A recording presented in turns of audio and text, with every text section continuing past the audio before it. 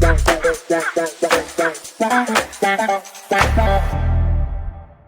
everyone. Imagine running a manufacturing company where one supplier shutdown can stop your entire production within days. This is exactly what happened during the COVID-19 phase. The pandemic disrupted global trade, halted transportation networks and caused severe labor burnout and exposed the weakness that had been lying within the supply chain for decades. For Indian manufacturers, the impact was enormous, with estimate output lost up to 6 lakh crores.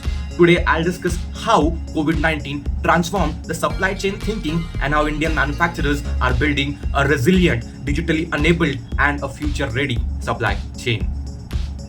My presentation title is Supply Chain Resilience Strategies Post-COVID in Indian Manufacturing. I have structured the presentation into 5 sections. First, we will understand the industry context and COVID impact. Second, we will diagnose the root cause behind the supply chain failures. Third, we will explore the resilience strategies and digital transformation initiatives. And fourth, we will analyze the real-world case studies. Finally, I'll present the strategic recommendation and future trends shaping Indian manufacturing. Let's get started. The central message of this passage is very simple. Resilience becomes a new competitive advantage. COVID-19 exposed the critical flaws in our traditional supply chain. For years, companies optimized for efficiency and cost reduction. However, when disruption occurred, this highly efficient system became highly fragile. The companies that recovered the fastest were not necessarily the cheapest operators. They were the companies with the diversified suppliers, digital visibility, and strategic inventory buffers and strong risk management capabilities. Today, India has a unique opportunity supported by the government initiatives such as PLI and Make in India to become a global supply chain powerhouse. Indian manufacturing standards stands at an important inflection point. Today, the sector contributes approximately 18% of India's GDP and generates over 26 lakhs crore in value addition. India has also emerged as a major beneficiary of a global China plus one strategy. As a multinational corporations diversify their sourcing networks, India is attracting significant investments in automotive, electronics, pharmaceuticals, and defense manufacturing. However, these opportunities can be very fully realized if India's supply chain become more resilient and globally competitive. COVID-19 was not merely a health crisis, it became the biggest supply chain disruption in the modern history. During the nationwide lockdown, manufacturing outputs fell by over 57%. Export earnings declined sharply. Port clearance time increased from 7 days to nearly 43 days. The automotive sector lost approximately 2,300 crores per day. Supply chain that appeared efficient on paper collapsed under pressure. The key lesson was the business continuity can no longer depend on a single supplier, a single country, or a single transportation route. Organizations realized that resilience is not optional, it is essential for the survival. The pandemic exposed 6 major vulnerabilities. First, excessive dependency on China for critical inputs. Second, logistic breakdowns caused by transport restrictions and container shortage. Third, labor disruption due to reverse migration. Fourth, inventory shortage because companies followed aggressively just-in-time models. Fifth, distorted demands pattern that created the bullwhip effect. And finally, the digital blind spot. Perhaps the most alarming fact was that nearly 78% of manufacturers lack visibility beyond their tier 1 supplier. In simple terms, most companies did not know where the suppliers were sourcing from. This is the lack of visibility that significantly amplified the risk. Different industries experienced different level of disruption. Automotive and electronics were among the worst affected due to the semiconductor shortage and import dependency. Pharmaceutical companies faced API supply risk because nearly 70 to 75% of the critical inputs were originated from China. FMCG companies recovered relatively the fastest due to the stronger distribution network and better demand visibility. When we analyze the root cause, 5 major issues emerge. First, geographic concentration. Second, over-optimization through GIT systems. Third, digital immaturity. Fourth, MSME vulnerability. Fifth, regulatory fragmentation. The most important consulting insight in this is that supply chain fragility was not accidental. It was systematically created over decades by prioritizing efficiency while underestimating the risk. To build resilience, organizations need a structured approach to risk. The framework presented here evaluates risk using three fundamental dimensions: probability, impact, and velocity. The most companies consider one probability and impact. However, velocity is equally important. Velocity measures how quickly a disruption escalates into a crisis. For example, COVID moved from a health issue to a global manufacturer shutdown within weeks. Organizations must therefore classify risk and decide whether to accept, mitigate, transfer, or avoid them. The framework forms the foundation of resilience planning.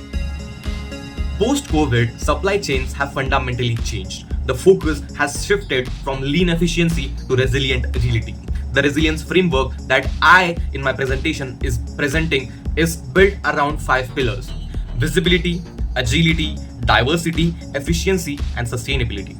Visibility ensures the real-time monitoring. Agility enables rapid responses. Diversity reduces dependency risk. Efficiency balances the cost and resilience. And finally, sustainability prepares the organization for the future ESG and climate challenges. Technology plays a critical role enabling these pillars. AI improves forecasting and accuracy. IoT provides real-time tracking.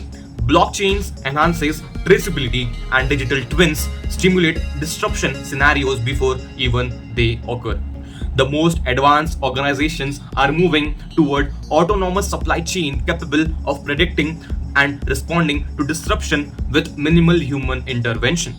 Technology is no longer a support function, it is becoming the backbone of supply chain resilience.